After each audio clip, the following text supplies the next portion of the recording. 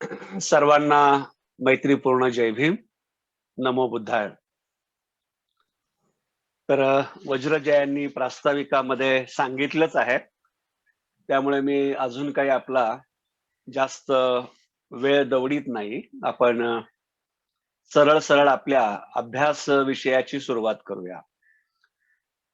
तर जसं आपण पाहतो की गेल्या काही आठवड्यांपासून आपण स्वातंत्र्याची सनद किंवा स्वातंत्र्याचा जाहीरनामा या अर्थाने भगवान बुद्धाचा हा जो कालाम सुत्ताचा विषय आहे तो अभ्यासत आहोत.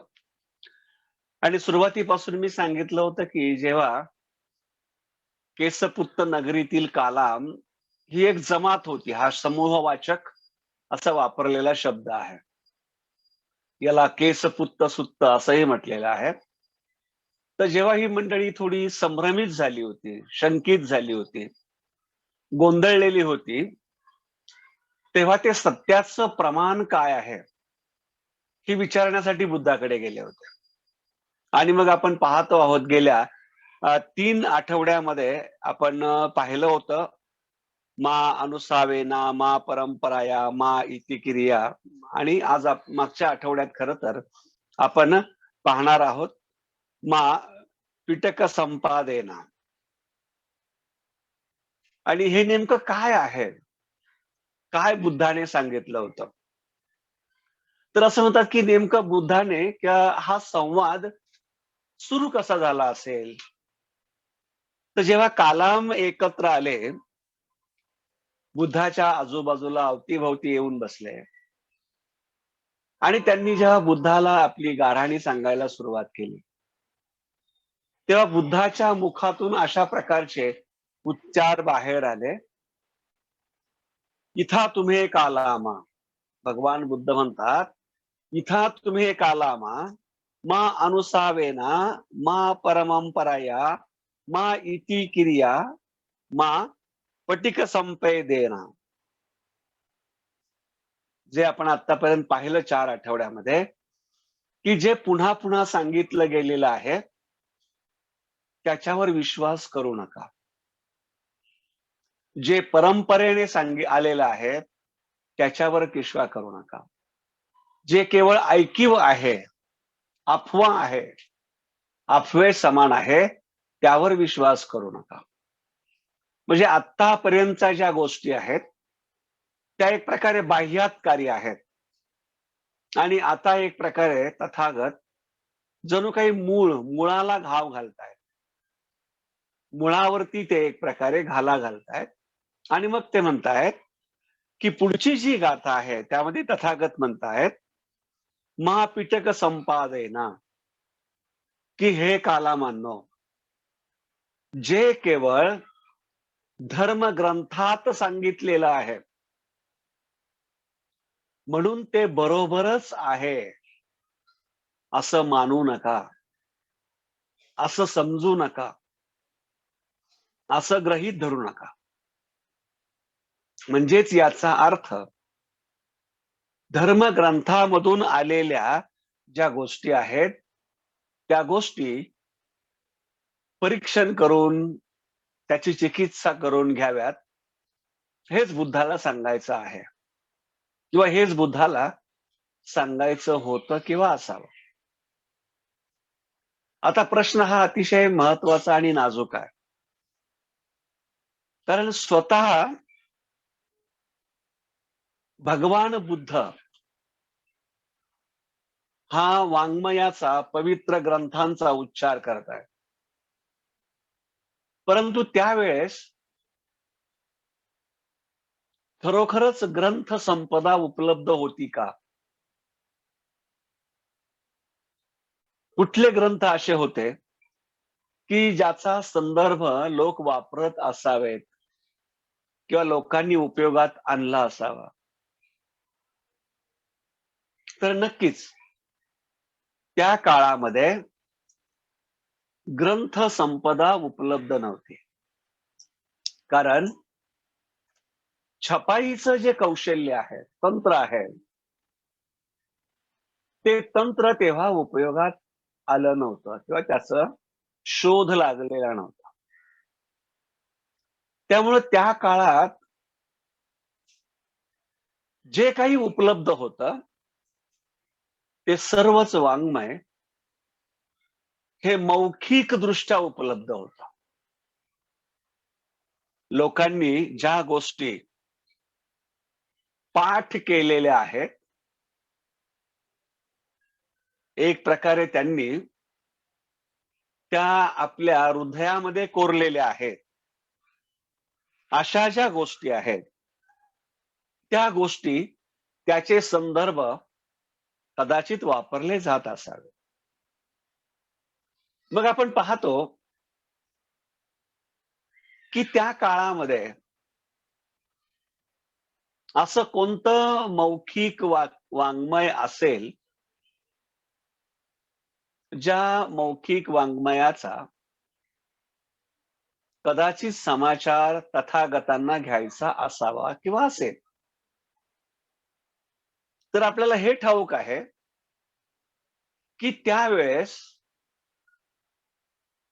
जे वाङ्मय होतं आणि ज्या वाङ्मयाच्या आधारे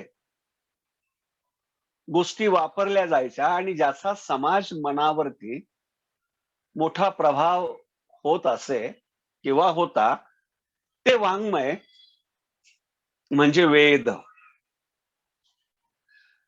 जे काही 4 वेद सांगितलेले आहेत ते वेद. आणि त्या 4 वेदांमध्ये जे काही म्हटलेलं आहे त्या गोष्टी आणि त्याचा मानवी मनावर झालेला प्रभाव किंवा परिणाम. आता महत्वाची जी गोष्ट जिचा आपल्याला अतिशय परखडपणे विचार करता आला पाहिजे आणि तो विचार व्यक्तही करता आला पाहिजे, तो म्हणजे वेदाची निर्मिती. वेदाच्या निर्मितीबद्दल केलेला दावा. कारण वेदांच्या निर्मितीबद्दल जे सांगितलं गेलं किंवा सांगितलं जातं नेहमीच ते अपौरुषेय आहे. जी ते विधात्याने, ईश्वराने ते निर्माण केलेले आहेत. ज्या विधात्याला किंवा ज्या ईश्वराला कोणीही आपल्या डोळ्याने पाहिलेलं नाही, त्याला कोणी अनुभवलेलं नाही आणि त्याला कोणी अनुभवू शकत नाही, अशी ही पडद्याआडची गूढ कल्पना आहे. आणि त्यामुळे वेदांना पावित्र्य देण्यात आलं किंवा वेद पवित्रच आहेत, कारण ते देवाने निर्माण केलं आणि म्हणून ते देव निर्मित असल्यामुळे ते धर्मशास्त्राच्या उत्पत्तीनुसार किंवा त्याच्या उत्पत्तीनुसार त्याला धर्मशास्त्राची मान्यता आहे, म्हणजेच ते पवित्र आहे. आणि ते पवित्र असणं हेच त्यांचं श्रेष्ठत्व आहे. आणि म्हणून तुम्ही वेदामध्ये जे म्हटलंय, जे लिहिलंय, त्याला प्रश्न विचारू शकत नाही. कारण वेदाला प्रश्न करणं म्हणजे विधात्याला प्रश्न करणं आहे. वेदाबद्दल शंका निर्माण करणं म्हणजे विधात्याबद्दल शंका निर्माण केल्यासारखं आहे. आणि म्हणून माणसाच्या मनावरती हे बिंबवलं गेलं की वेदात जे लिहिलेलं असेल ते सर्व काही विधात्याने त्याच्या मर्जीनुसार लिहिलेलं आहे आणि विधात्याच्या चरणी गुलाम असणाऱ्या, दिनदुबळ्या असणाऱ्या माणसाला ते कोणत्याही प्रकारे स्वीकारणं भाग आहे, त्याला ते स्वीकारणं बंधनकारक आहे. आणि अशा प्रकारच्या रचनेमुळेच कदाचित ही जी मानसिक गुलामीची परिस्थिती होती, सत्य काय आहे, असत्य काय आहे, याचं खऱ्या अर्थाने कुठेतरी आपल्याला बसून परिमार्जन करता आलं पाहिजे. त्याचा उलगडा करून घेता आला पाहिजे. त्याचा अनुभव करता आला पाहिजे. अशा प्रकारची चिकित्सिक किंवा चिकित्सक पद्धतीच त्यावेळेस उपलब्ध नव्हती. किंबहुना तशी ती ठेवली नव्हती. हा त्याच्यामधला एक खूप मोठा भाग आहे. आणि होऊ शकतं की अशाच काही गोष्टींमुळे हे बिचारे जे कालाम आहेत, हे संभ्रमित झाले होते. गोंधळून गेले होते. शंकातीत होते. त्यांच्या मनात शंकांचं काहूर होतं. परंतु हे कोणाला विचारावं, त्याचं कसं स्पष्टीकरण होईल, म्हणून त्यांनी तथागत आल्याची वार्ता ऐकली आणि ते तथागताकडे येऊन तथागतांकडे या गोष्टींचं स्पष्टीकरण किंवा खुलासा मागत होते.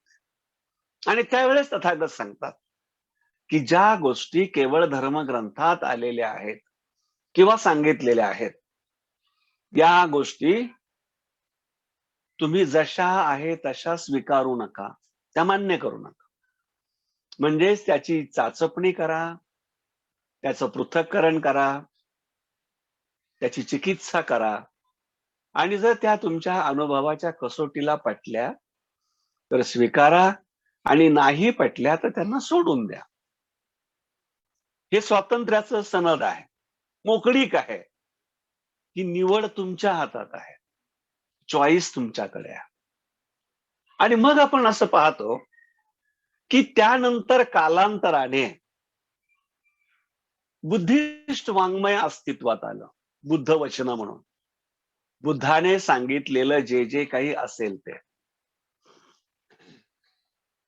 त्यानंतर आपण पाहतो की कदाचित कुराण असेल, बायबल असेल, गुरुग्रंथ साहेब आहेत. अशा प्रकारची वेगवेगळ्या पंथांची आपली मग जी काही पुस्तकं आहेत ती निर्माण झाली किंवा ती अस्तित्वात आली. गीतेची निर्मिती आहे. हा तशाच प्रकारचा एक संवाद, काल्पनिक संवाद आहे. आणि म्हणूनच बाबासाहेब म्हणतात, गीता हे दुसरं तिसरं काही नसून ती धम्मपदाची नक्कल आहे. पण त्याला हेच सांगितलं जातं, की गीता हा श्रीकृष्ण आणि अर्जुनांमधला संवाद आहे. कर्मण्येवाधिकारस्ते मा फलेषु कदाचन. आणि म्हणून लोकांना हे भरवलं जातं, की तुम्ही कर्म करत राहा. त्याचं फळ तुम्हाला मिळेल, कधी मिळेल त्याची चिंता बाळगू नका. पण ते फळ मिळणं हे स्वाभाविक आहे. बुद्ध मात्र त्याच्या विरुद्ध सांगतात. बुद्ध म्हणतात, तुमच्या नंतर जर फळ मिळणार असेल, तर ते कोणाला उपयोगाचं आहे? त्याचा आस्वाद कोण घेईल? बुद्धाचं म्हणणं हे आहे, की तुम्ही असं कर्म करा, की त्या कर्माचं उत्तम फळ तुम्हाला याच जन्मी आत्ता आणि स्वतःला ते चाखायला मिळालं पाहिजे. स्वतः त्याचा आस्वाद आणि आनंद तुम्हाला लुटता आला पाहिजे. आणि म्हणून ह्या गाथेचा अभ्यास करताना आपल्याला ह्या गाथेची एकंदरीत व्यवस्थित मीमांसा करता आली पाहिजे, की नेमकं या गाथेत 2500 वर्षापूर्वी तथागतांनी काय सांगितलेलं आहे आणि आज 2022 साली ह्या 21व्या शतकामध्ये तुम्हाला आणि मला ही गाथा किंवा या गाथेतील जी शिकवण आहे, ही शिकवण कशा प्रकारे सुयोग्य आहे, ती कशा प्रकारे लागू पडते किंवा लागू पडते किंवा नाही, या सगळ्याच शक्यता आपल्याला लावून पाहता आल्या पाहिजे. आणि मग आपल्याला खऱ्या अर्थाने त्याचा नेमका आपल्या जीवनामध्ये आपण कसा उपयोग करावा? आता त्या गोष्टी कशा पाहाव्यात? आपल्या सद्विवेक बुद्धीचा, विवेकाचा उपयोग कसा करावा? हे आपल्याला समजू शकेल किंवा हे आपल्याला समजू शकतं. आता एक महत्वाची जी गोष्ट आहे, ती गोष्ट तेव्हाही तेवढीच खरी आहे आणि आताही ती तेवढीच खरी आहे, की बऱ्याचदा एखाद्या गोष्टीच्या पाठीमागे तिची निर्मिती होतानाची जी भूमिका आहे आणि निर्माण झाल्यानंतर ती गोष्ट जी आहे, ती गोष्ट जेव्हा अस्तित्वात येते, तेव्हा तिची जी उपयोगिता आहे, याच्यामध्ये जर तारतम्य किंवा याच्यामधलं संतुलन जर सांभाळता आलं नाही, याच्यामधलं जर संतुलन सांभाळता आलं नाही, तर मग आपल्याला या ज्या गोष्टी आहेत, या गोष्टी एक प्रकारच्या बोजवारा वाटू लागतात, अनावश्य वाटू लागतात. आता एक महत्वाची जी गोष्ट आहे, आपल्याला खूप भूतकाळात जाण्याची गरज नाही. आपण वर्तमान काळामधील आपल्या जीवनात आपण ज्या गोष्टींना सामोरं जातो, त्यातल्या काही गोष्टी किंवा काही उदाहरणं घेऊन अशा गोष्टी आपण पाहू शकतो. परंतु पार्श्वभूमी म्हणून समजून घेण्यासाठी आपण काही उदाहरणं वापरू शकतो. म्हणजे जर आपण पाहिलं, की वेद असेल, गीता असेल किंवा अन्य धर्मग्रंथ असतील, नेमकी याची निर्मिती कशी झाली असावी? आता जेव्हा आपण असं म्हणतो, की हे सगळं मौखिक होतं, तोंडपाठ. मग ते वेद निर्माण झाले तेव्हाही तसंच होतं. बुद्धाने सांगितलेली सुत्तही तशीच होती. मग होऊ शकतं मोहम्मद पैगंबराने दिलेली शिकवणही तशीच असेल आणि मग नंतर जेव्हा लिखाणाची कला अवगत आली, तेव्हा त्या गोष्टी तशा लिहिल्या गेल्या असतील. या सगळ्या काल संक्रमणामध्ये आणि माणसाच्या मेंदूच्या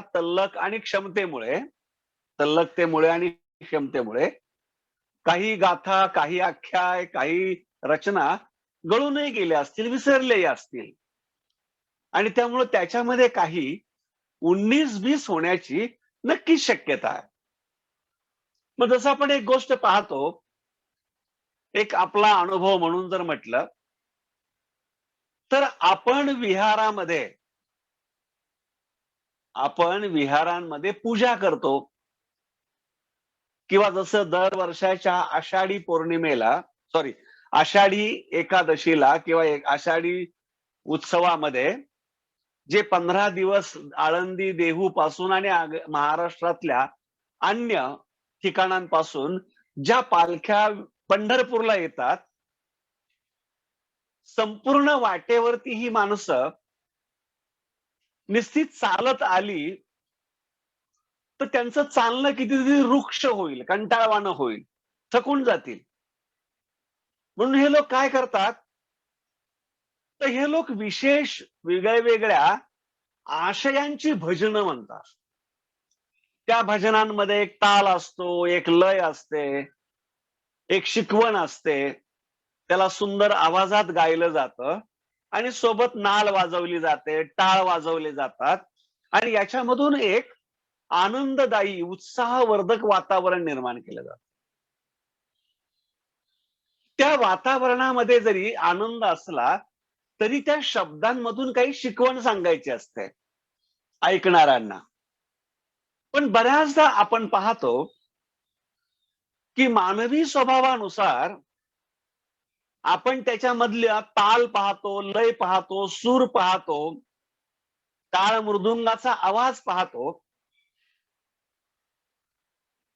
सुरेंदर आवाज ऐकतो. पण शब्दांमधून सांगितलेली शिकवण जी आहे ती शिकवण माणूस ग्रहणच करत नाही, किंवा ज्या हेतूसाठी ती शिकवण आहे ती शिकवण मनुष्य विचारातच घेत नाही. शब्दांचं पठण, शब्दांचं रटणं हे नेहमी चालू असतं, त्यामध्ये काहीच वाद नाही.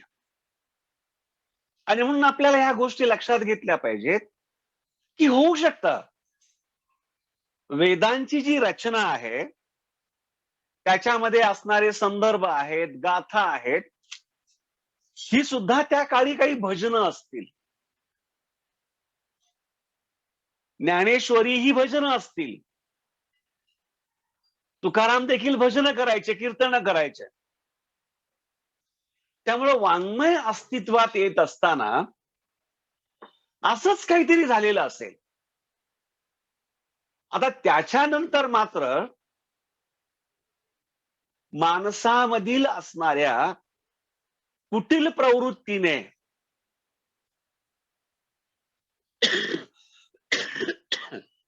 माफ करा, त्याची किती छेडछाड केली असावी, किंवा त्याच्यामध्ये किती स्वतःच्या पदरचं भरलेलं असावं, हा पुन्हा एक अभ्यासाचा विषय आहे. पण परंतु त्याला हात लावण्याची आपल्याला मुभा नाही. का? तर हे सर्व वाङ्मय ईश्वरीय आहे, विधात्याने निर्माण केलेलं आहे. आणि म्हणून ना तुम्ही ते बदलू शकत, ना तुम्ही त्याला प्रश्न करू शकता. त्यामुळे केवळ आणि केवळ संपूर्ण विश्वामध्ये बुद्ध, तथागत हे असं एक आगळं आणि वेगळं व्यक्तिमत्व आहे की त्यांनी मात्र आपल्या शिष्यांना आपल्या धर्म तत्वांमध्ये परिस्थितीजन्य बदल करण्याची मुभा दिलेली आहे. दुसरं कोणीही ही मुभा दिलेली नाहीये. आणि ही गोष्ट डॉक्टर बाबासाहेब आंबेडकरांनी जेव्हा 1950 साली भगवान बुद्ध आणि त्याच्या धम्माचे भवितव्य हा अतिशय महत्वपूर्ण लेख महाबोधी सोसायटीच्या मासिकात लिहिला, ज्यामुळे बाबासाहेबांची एक जगाच्या वेशीवरती एक नवीन ओळख निर्माण झाली.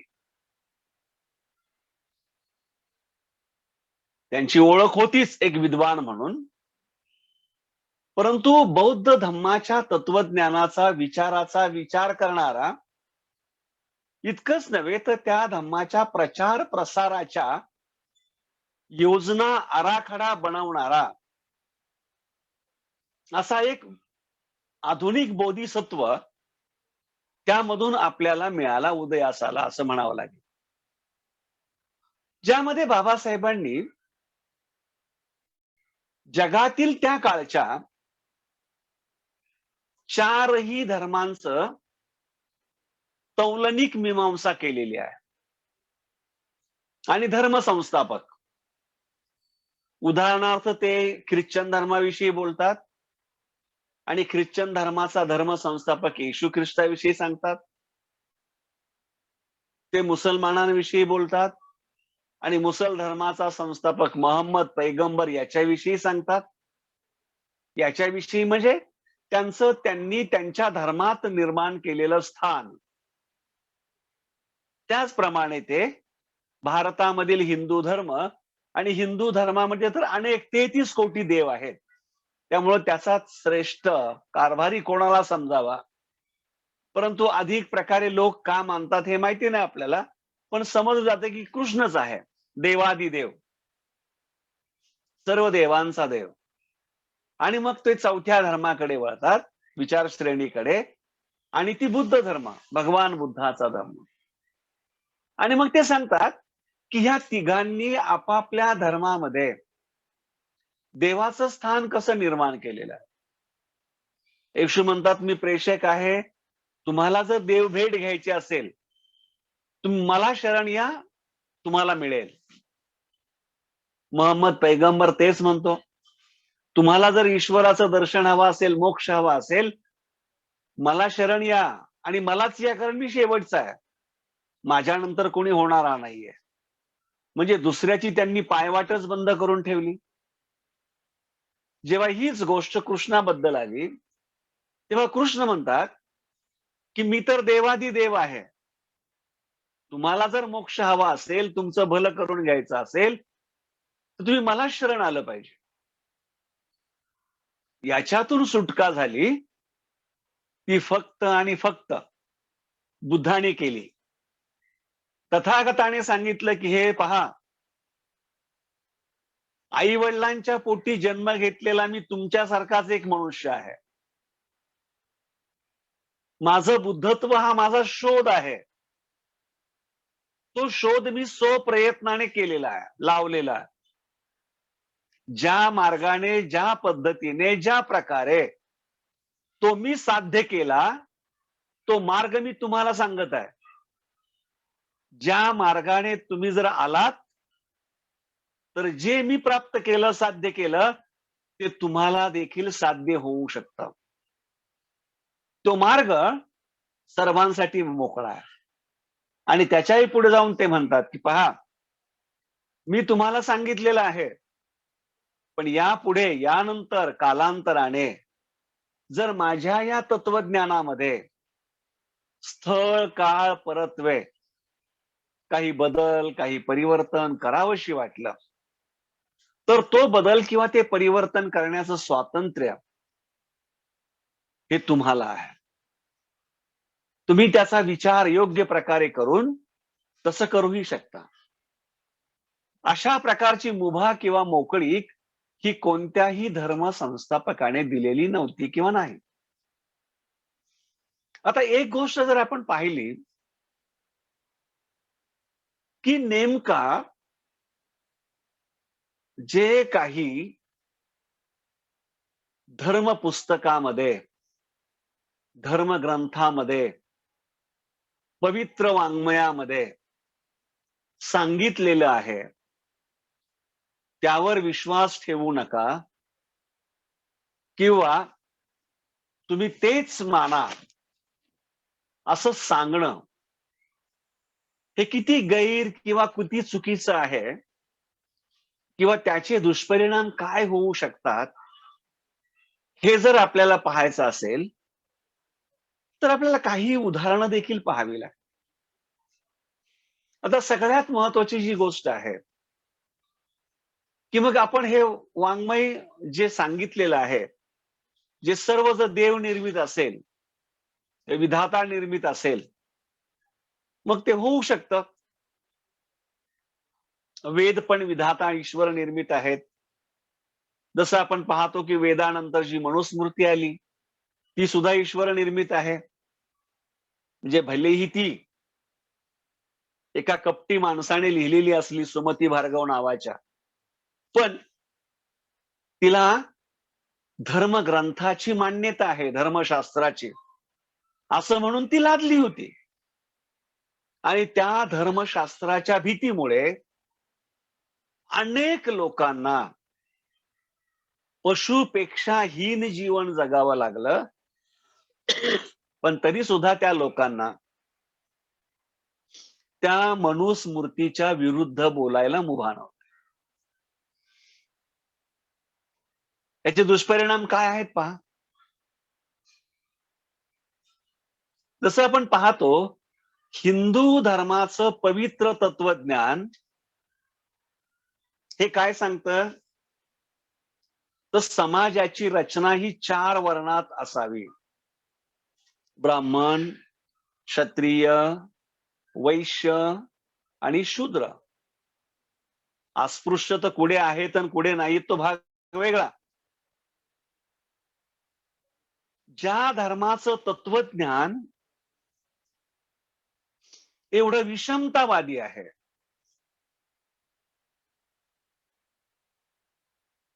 जर विधाता असेल, ईश्वर असेल, तर तो आपल्या लेकरांचीच मांडणी, आपल्या लेकरांचीच वाटणी इतक्या भयंकर आणि क्रूरपणे कसा करू शकतो?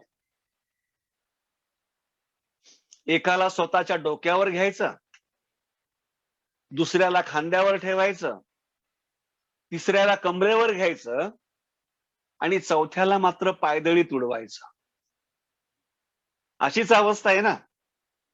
जो ब्राह्मण वर्ग आहे तो डोक्यावर आहे, क्षत्रिय आहे तो खांद्यावर आहे, वैश्य आहे तो कमरेवर आहे, आणि शूद्र, अतिशूद्र, अस्पृश्य, आदिवासी ही जी मंडळी आहेत, ही खऱ्या अर्थाने आज पायदळी तुडवली जात आहे. असं कोणत्या धर्माचं तत्वज्ञान सांगू शकतं का? या धर्माच्या तत्वज्ञानामुळे फासं पारध्यासारखा समाज, याला चोर म्हणून ओळखलं जातं. याच्या इतका मानवतेला काळिंबा फासणारा असा कोणता प्रकार जगाच्या पाठीवर असू शकतो का? उघडा नागडा फिरणारा आदिवासी आज पशुसारखं हीनवाणी जीवन जगू शकतो का? कामाची रचना, कामाची मांडणी ज्याला निमूटपणे 12 बलुतेदारांनी सहन केला, धर्म शास्त्राचा हा परिणाम आहे. पवित्र ग्रंथाने सांगितलंय म्हणून असं जगा. तसं जगणं हे तुमचं कर्तव्य आहे, तो तुमचा धर्म आहे. त्यातही तुम्ही या जन्मात वाईट स्थितीला का आलात, तर तुम्ही पूर्वजन्मामध्ये पाप केलेला. त्यामुळे या जन्मात जे वाईट आहे त्याची तक्रार न करता ते आनंदाने सहन करा, म्हणजे पुढचा जन्म चांगला लाभेल अशी भूल थाप मारून एक प्रकारे मानवतेची केलेली थट्टा अनेक पिढ्यांनी पाहिलेली असेल, अनेक शतकती पाहिलेली असतील. हा जो गरीब दीनदुबळा समाज होता, ज्याला नेहमी दास्यात ठेवलं, गुलामीत ठेवलं, अज्ञानात खितपत पडला होता तो, त्याला कधी स्वतःचं स्वातंत्र्य नव्हतंच. त्याला विचार करण्यासाठी मोकळीक नव्हतीच. त्याच्या मानसिक गुलामीच्या बेड्या एवढ्या जखडलेल्या होत्या की जणू काय तो डोळे असून आंधळा होता. आणि हे सगळं असण्याचं कारण काय? हे सगळं असण्याचं कारण धर्मशास्त्राच्या माध्यमातून निर्माण केलेली भीती, असुरक्षितता आणि सर्वात मोठी पराकोटीची अंधश्रद्धा. माणसं विश्वास का ठेवायची? कारण माणसांच्या मध्ये ब्लाइंड फेथ होता, अंधश्रद्धा होती, आणि अंधश्रद्धेपोटी हे सर्व मुकाट्याने सहन केलं जायचं. भंगी समाजामध्ये जन्माला आलेला मनुष्य हा भंग्याचं काम इमाने इतबारे करायचा, कारण त्याला शिकवलं जायचं की पुढचा जन्म तुला उच्च जातीमधला मिळेल. हे कोणाला ठाऊक आहे? त्याच्यामध्ये आपल्या महात्माजींचं राजकारण, की त्यांनी असं सांगितलं की हे काम एवढं पवित्र आहे, मला जर पुढचा जन्म मिळाला तर मी कदाचित भंगी समाजामध्ये जन्माला यावं. सगळे भंगी लागले कामाला. हा खरं जातीवाचक शब्द आहे, त्यांना आजकाल वाल्मिकी म्हणतो आपण, परंतु म्हणून त्यांच्या जगण्याचं स्वरूप बदलत नाही, भलेही त्यांच्या कामाचं स्वरूप बदललेलं असेल तर. परंतु हे धर्मशास्त्राने निर्माण केलेल्या पवित्र वाङ्मयाने केलेले हे अतिशय मोठे गुन्हे आहेत. जसं आपण पाहतो, धर्मग्रंथ सांगतो अस्पृश्याने जर धर्म ऐकला, त्याच्या कानात शिशाचा रस ओतावा. मागासवर्गीयांनी जर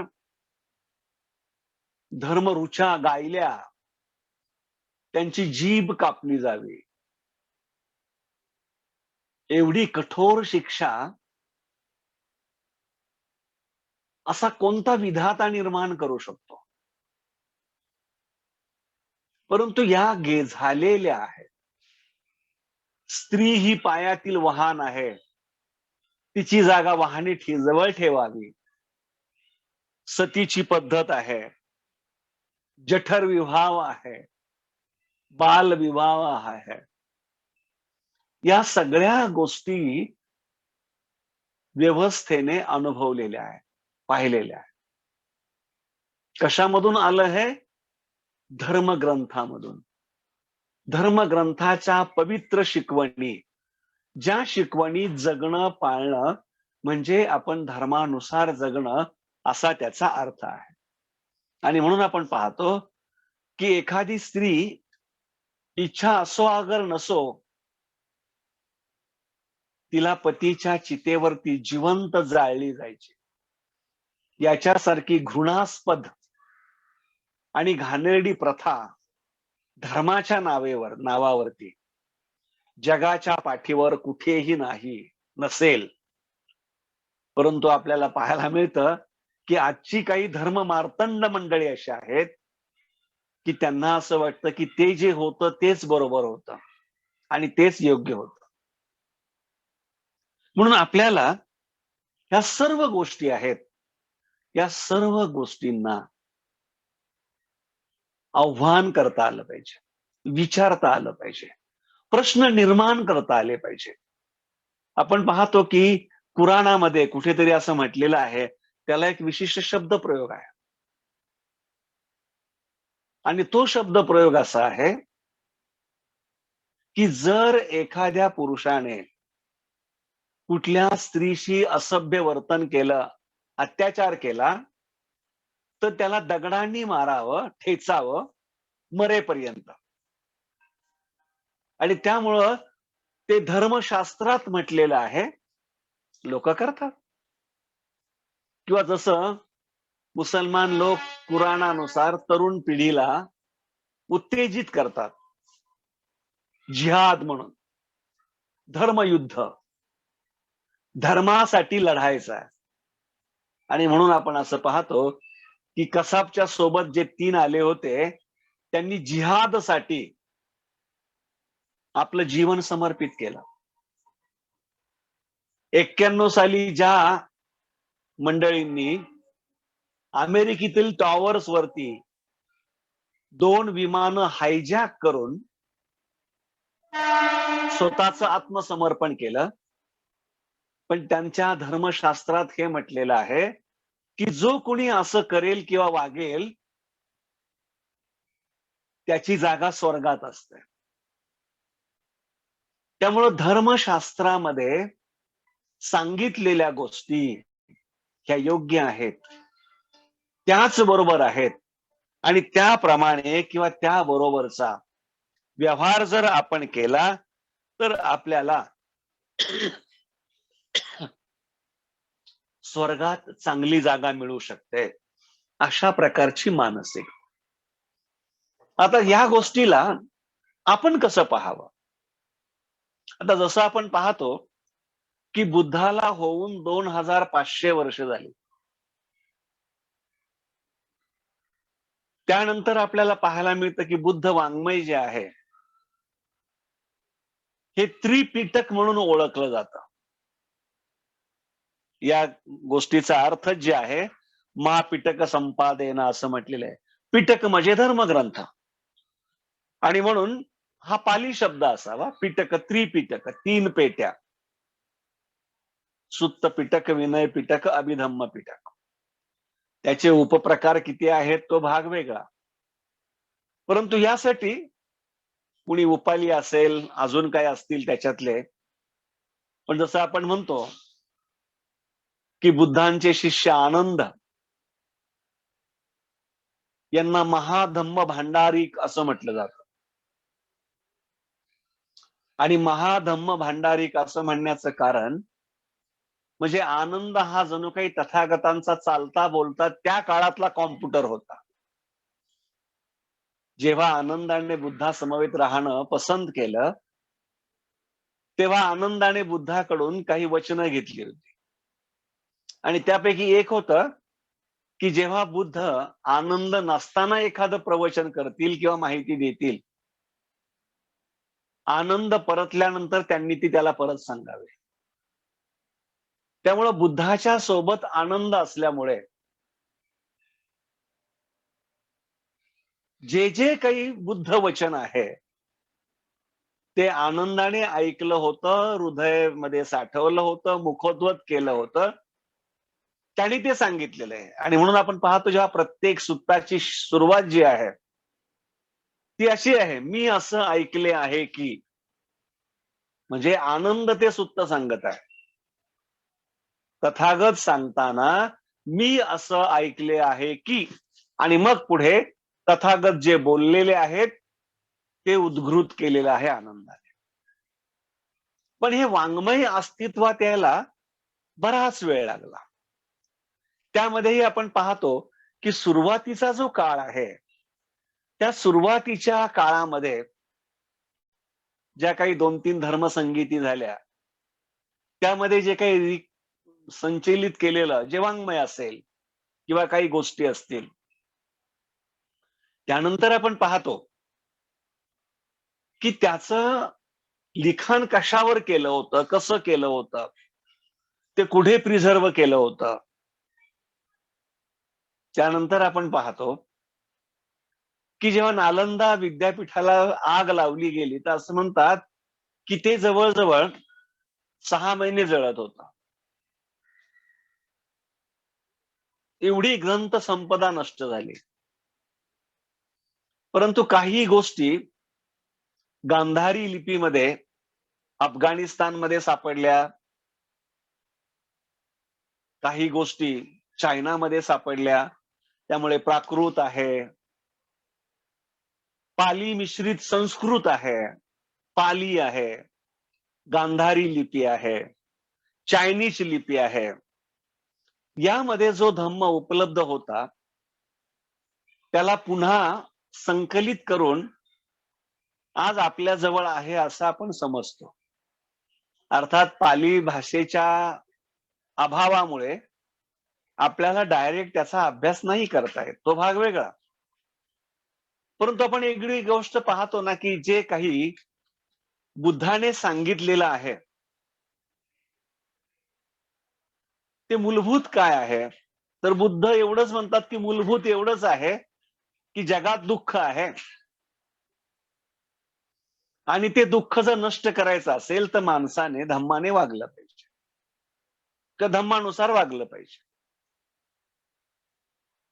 धम्मचक्र प्रवर्तन सुत्तात बाबासाहेबांनी आपल्या भगवान बुद्ध आणि त्यांचा धम्म या ग्रंथात अतिशय सुंदरपणे म्हटलेलं आहे, की जर माणसाला दुःखमुक्त व्हायचं असेल, तर त्याने पावित्र्याचा, सदाचाराचा किंवा शीलाचरणाचा मार्ग अवलंबावा. पावित्र्याचा अर्थ तोच, सदाचाराचाही अर्थ तोच आणि शिलाचाराचाही अर्थ तोच. त्याच पुस्तकात पुढे एका ठिकाणी बाबासाहेब म्हणतात, माणसातील दुःख हे माणसामधील अनुचित व्यवहारामुळे निर्माण होतं. आणि हे अनुचित व्यवहारामुळे निर्माण झालेलं दुःख हे धर्मानेच नष्ट होऊ शकतं. त्रिपिटक वाचता नाही आलं तर काही हरकत नाही. ज्याला खूप मोठं तत्वज्ञ व्हायचंय त्याने जरूर अभ्यास करावा. मग अभिधम्म पिटक वाचा, विनय पिटक वाचा, सुत्त पिटक वाचा, जे वाचायचंय ते वाचा. परंतु जर आपल्याला मूलभूत एवढं कळलं, की आपल्या वागण्या व्यवहारामुळे आपल्या सोबत राहणाऱ्या जगणाऱ्या दुसऱ्या माणसाला दुःख किंवा पीडा होऊ नये एवढाच व्यवहार करायचा. आपल्या असण्यामुळे, आपल्या वागण्यामुळे, आपल्या कृतीमुळे कोणताही मनुष्य असेल, तो जवळचा असो, दूरचा असो, परका असो, लांबचा असो, आपल्या वागण्यामुळे, व्यवहारामुळे कोणालाही पीडा होणार नाही, दुःख होणार नाही, वाईट वाटणार नाही, असं आपण स्वतः वागणं, असं आपण स्वतः वागायचं. आणि मग आपण ह्याच गोष्टी पाहतो, की याच शिकवणी तुम्हाला पंचशिलात पाहायला मिळतील, तुम्हाला अष्टशिलात पाहायला मिळतील, तुम्हाला दशशिलात पाहायला मिळेल, तुम्हाला 4 आर्य सत्यात पाहायला मिळतील, तुम्हाला पंचधर्मेंद्रियात पाहायला मिळतील, तुम्हाला सप्तबोधांगात पाहायला मिळतील, तुम्हाला 12 निदानात पाहायला मिळतील. एवढंच आहे, की होऊ शकतं कालांतराने हीनयानामधून मग महायान आलं, वज्रयान आलं, तिबेटियन संस्कृती निर्माण झाली आणि बुद्धाच्या मूळ तत्वांना वेगवेगळ्या प्रकारचे फाटे जरूर फुटले असतील आणि त्याच्यामुळे कदाचित आपला गोंधळ किंवा संभ्रम झाला असेल. पण इथून तिथून बुद्धाचं एकच तत्वज्ञान सांगत आहे, ते म्हणजे करुणेने वागा. आपल्या मध्ये असणारी करुणा विकसित करा. दुसऱ्याशी करुणेने वागा, म्हणजेच दुसऱ्याला दुःख देऊ नका. आणि दुसऱ्याला दुःख आपण तेव्हाच देऊ शकत नाही, जेव्हा आपल्याला दुःखाचा प्रभाव आणि परिणाम कळलेला असतो. दुःखामुळे आपल्याला होणारा त्रास आपल्याला समजत असतो आणि म्हणून तशाच प्रकारच्या पीडा, वेदना दुसऱ्याला द्याव्यात असं समंजस विवेकी माणसाला कधीच वाटणार नाही आणि त्यामुळं तसं तो कधी करणार नाही. आणि त्याचसाठी मग बुद्धाने जसं धर्मग्रंथात सांगितलेलं आहे, जसं विनयात सांगितलेलं आहे, त्याच गोष्टी बुद्ध सांगत आहेत, ज्या आपण वेळोवेळी म्हणत असतो. आता उदाहरणार्थ त्रिशरण पंचशील ही एक प्रकारे मौखिक शिकवणच आहे ना. त्रिशरण अष्टशील ही मौखिक शिकवणच आहे ना. ती पुस्तकात छापली तो भाग वेगळा. त्रिशरण दशशील वेगवेगळ्या प्रसंगी आपण वेगवेगळ्या गाथांचं पठण करणं, कारण त्या पठणामध्ये त्या गाथांचा एक विशेष असा संदर्भ असतो, त्याचा विशेष एक मतितार्थ असतो. जसं आपण पाहतो की भगवान बुद्धाने सांगितलेल्या अनेक सुत्तांपैकी करणीयमेत्ता सुत्त, महामंगल सुत्त आणि रतन सुत्त हे अत्यंत महत्वपूर्ण असणारी सुत्त आहे. आणि आपण पाहिलं असेल की जेव्हा पॅन्डेमिक सुरू झालं, महामारी सुरू झाली, तेव्हा जर तुम्ही रेकॉर्ड चेक केला असेल तर YouTube मध्ये सर्वात जास्त लोकांनी ऐकलं असेल ते रतन सुत्त. कारण रतन सुत्त हे बुद्धाने अशा प्रकारच्या महामारीतून मुक्त होण्यासाठी दिलेलं शिकवण आहे. बऱ्याच ठिकाणी आपण पाहतो, खास करून अनेक भिक्षुगण हे जेव्हाही घरी काही घरगुती कार्यक्रमासाठी जातात, तेव्हा ते मेत्ता सुत्ताचं पठण करतात. करणीय मेत्ता सुत्त अत्यंत महत्वाचं सुत्त आहे. आणि बऱ्याच ठिकाणी मानवी जीवनाला हितकारक पद्धतीने कसं जगावं कल्याणकारी याचं संपूर्ण रचना ही महामंगल सुत्तामध्ये पाहायला मिळते. परंतु आपली चूक कुठे होते, आपल्याला सुत्ताची लय कळते, ताल कळतो, सूर कळतो, फक्त शब्दांचा अर्थ कळत नाही. आणि म्हणून त्या सुत्तांच्या माध्यमातून दिलेल्या अतिशय मंगलमय शिकवणी,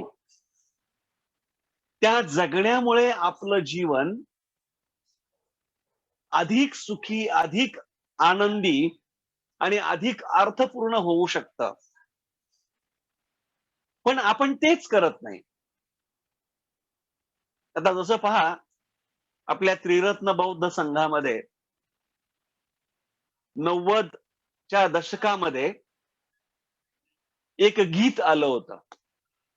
त्याला आपण मैत्री गीत म्हणतो. उठसूट ते गीत म्हटलं जायचं. पण त्या गीतामधले जे शब्द आहेत, त्या शब्दांचा मतितार्थ मात्र हा लोकांमध्ये कधी झिरपलाच नाही. त्याच्यामध्ये सांगितलं वर्णाचा, देशाचा वगैरे भेद नसावा हा मानवाचा. परंतु आपण प्रांतभेद सोडला नाही. त्या मैत्री गीतामध्ये एवढी उदात्त शिकवण आहे, परंतु आपण मात्र आपला प्रांत सुद्धा विसरू शकत नाही, दुसऱ्याचा प्रांत सुद्धा विसरू शकत नाही. पहिल्यांदा आपलं समीकरण असतं कोकणातले घाटाचे, घाटाच्या खालचे विदर्भीयन, पश्चिम महाराष्ट्र, मराठवाडा.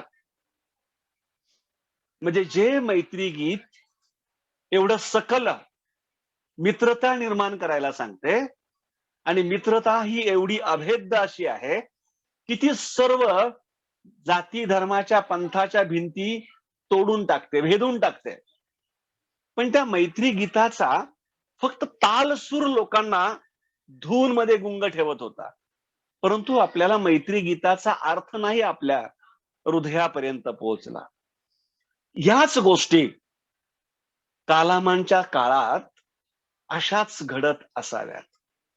आणि म्हणून बुद्धाने सांगितलं, हे कालामान्यो, ज्या ज्या गोष्टी केवळ पवित्र ग्रंथात सांगितलेल्या आहेत, धर्मग्रंथात सांगितलेल्या आहेत, म्हणजेच त्या अधिकार वाणीने आलेल्या आहेत.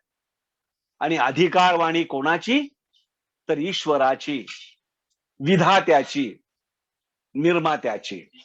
आणि म्हणून त्याने त्या निर्माण केल्यात, म्हणून त्या खरोखरच आहेत, त्या सत्यच आहेत, असं स्वीकारू नका. नाकारा असंही सांगितलं नाही, पण त्या स्वीकारू नका हे मात्र जरूर सांगितलंय. याचाच अर्थ अशा गोष्टींना आपल्याला तपासता आलं पाहिजे, अशा गोष्टींना आपल्याला पडताळता आलं पाहिजे, आणि मग त्या सर्व दूर पडताळता आल्या पाहिजे.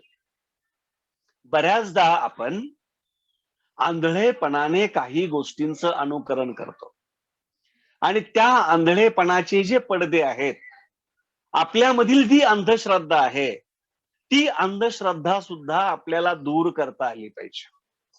आणि ती जर आपण वेळीच दूर करू शकलो नाही, तर मात्र आपण स्वतः भविष्यामध्ये खूप मोठा अनर्थ निर्माण केल्यासारखा होईल. तेव्हा असो बंधू आणि भगिनींनो, आजपर्यंत आपण इथवरच थांबूया.